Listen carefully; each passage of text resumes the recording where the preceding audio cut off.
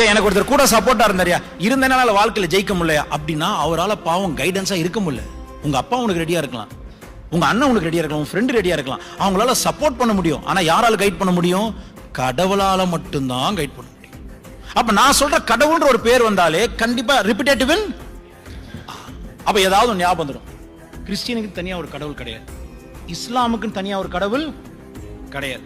இல்ல நாங்களாம் முருக பக்தர், நாங்களும் புத்திஸ்ட், புத்தருக்குன்னு தனியா ஒரு கடவுள் கிடையாது. திருவண்ணாமலை, வெள்ளூர், காஞ்சிபுரம் அங்க போனீங்கன்னா சிவன் கோயில் சிம்பிளா சொல்லிட்டு அப்படியே முடிச்சிருது. அந்த சிவனுக்கு பேர் என்ன?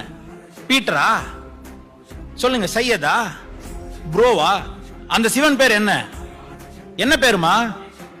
ஏகாம்பரேஸ்வரர். என்ன அர்த்தம் அப்படின்னா இவனுக்கு நிகர் யாரும் இல்ல, இவனை தவிர்த்து எவனுமே இல்ல. அவன் எங்க இருக்கான்? உனக்குள்ளே இருக்கான்னு சொன்ன ஒரு இடம் தான் அது. அது கோயிலா இல்ல உனக்கான ஞானம் கிடைச்ச இடமா?